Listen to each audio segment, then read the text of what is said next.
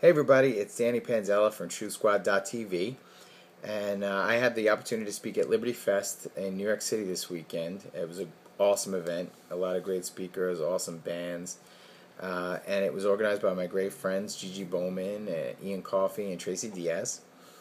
And unfortunately, my speech from the festival didn't get recorded, so I just wanted to record this message, this little video to, put the message that I gave out because I think it's an important one for the Liberty Movement right now. So the theme of Liberty Fest was what's next for the Liberty Movement. And I submit that what's next is what our priority should have been all along. So Ron Paul has been invaluable to the Liberty Movement. Some would argue that he is the Liberty Movement. And I hear people like Jack Hunter use phrases like Ron Paul's message. And I like to remind everybody that Ron Paul himself would tell you that he doesn't own the Liberty message. It's not his message. It's a spiritual state of being, liberty, and it's a fire that's raged in the hearts of men for all time. It's inspired men to seize their freedom, either by revolution or evolution. And over the past two election cycles, there's been a lot of revolution in the Ron Paul movement. And now that the Ron Paul revolution has come to an end, it's time for the evolution to begin. So what type of evolution am I talking about? There's been a split in the Liberty movement, and it's kind of become known as Ron Paul Inc. or the Republicans versus the Ragamuffins. Ron Paul Inc. says that we in the Liberty movement need to act like Republicans. We have to dress and act the part. We have to wear khakis and blue blazers, and we aren't actually free to live according to our own happiness. We must modify our behavior to please others, these Republicans or other people in the mainstream, to convince them to become libertarians.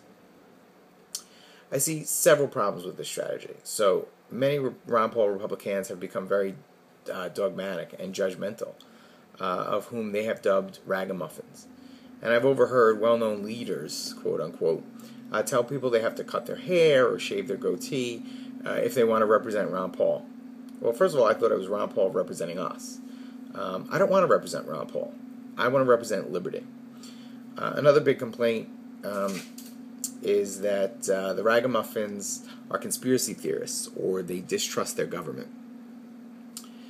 They don't believe Republicans, just think, apparently, that the government is only inefficient and incompetent, and they don't actually believe that elements within the government or that influence or control the government could be capable of conspiracies. Conspiracy theories, they say, hurt the mainstream marketability of the Liberty movement. Look, I get it. There's a lot of prejudice out there. There are a lot of people that will sit in judgment, and they're not going to listen to Adam Kokesh talk about liberty because he has a white Al-Qaeda beard and he smokes pot. You know what? That's okay. Adam has a huge audience, and there's a lot of people that love listening to him talk about liberty.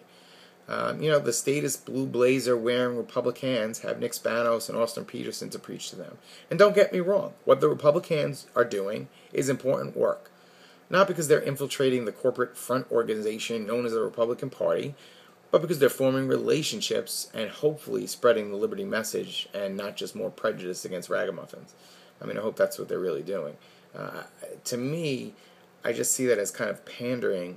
If you're going to be saying, oh yeah, forget those truthers, libertarians, they're crazy, they're fringe, that basically just panders to the collectivism of, whoever you're trying to convert. It certainly doesn't show respect for individualism, that's for sure. So in their attempt to package liberty in a way they believe the mainstream will buy it, they've lost sight of the very principles they're supposed to be spreading. The right of all men to live as sovereigns and to pursue happiness in whichever way they choose, provided they're not infringing on anyone else's rights. The Republicans have collectivized ragamuffins and are attempting to marginalize us. Not only is this an affront to liberty, it's just silly. The truth is, the Republicans are the fringe element of the liberty movement. They're a tiny minority of people. The second problem I see with the Republican strategy is that liberty doesn't come from government. Government is about controlling populations. It's the antithesis of freedom and the free market, and liberty itself.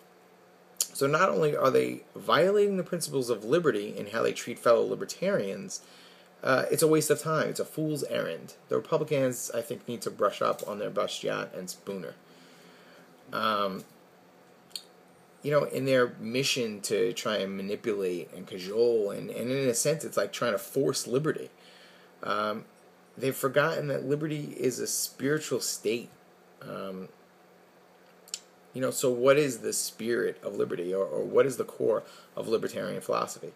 So different philosophers have said it in different ways. The golden rule: do unto others as you would have them do unto you. I mean, basically, I think that is at the core of it. Jesus said the greatest commandment was to love others as you love yourself. So what does that mean? What does it mean to love others as we love ourselves? Does that mean we have to like everybody? I can tell you right now, there's a lot of people I can't stand in the liberty movement. But I love them, in the sense that I'll respect their rights. I'll respect their sovereignty. The love revolution was supposed to be about love and respect and treating people with love. If you treat someone as if you love them, you aren't going to violate their sovereignty. The non-aggression principle at its heart is love. When you love someone, you choose not to use violence, aggression, or fraud to solve conflicts. You're more inclined to listen, to consider the other person, their feelings and their thoughts before you react in a way that might violate their sovereignty. If you love someone and they're a truther, you're not going to say, you know what, you're a truther, you don't belong in the liberty community. You'll be able to say, hey man, you know what, I believe 19 terrorists from caves in Afghanistan were able to penetrate the most secure airspace on the planet armed only with box cutters. I believe Building 7 fell symmetrically, collapsed and neatly into its own footprint without being hit by a plane. But you know what? I respect your free expression, and we can just agree to disagree. So if you love a fascist, you'll be more willing to patiently explain the immorality of their philosophy. The same goes for neocons, commies, Republicans, whatever it is. So what's next for the liberty movement? I would say love evolution. We all need to take a serious look at our own hearts and evaluate how we interact with others. We have to ask ourselves, do we love the people in our community? Are we treating them with love and respect? Because loving people will really open up their minds and unlock their hearts to the message of liberty and to the philosophy of liberty. And please don't take this like I think I'm perfect and I'm preaching to everyone, how they should act. It's more like this is something that's kind of been going on in my heart, and I just wanted to share it with the rest of the movement, because I think this is really the way that we can put aside our differences and really work together to achieve, liberty. So I hope you'll take this into consideration next time you disagree with another person, whether they be a ragamuffin or a truther or a Republican, a neocon or a communist. Love one another. That's really how we're going to be the change that we want to see in the world. I just want to give a quick plug. Tracy Diaz and I are starting Ragamuffin Radio this Wednesday, October 17th, from 7 to 9 p.m. Eastern. And you can check us out on Facebook.com/Ragamuffin Radio. We're going to be talking about a lot of great topics. Ragamuffins and Republicans, love and politics. So we really hope that you'll check us out. Again, I'm Danny Panzella, and thanks for listening, and I love you.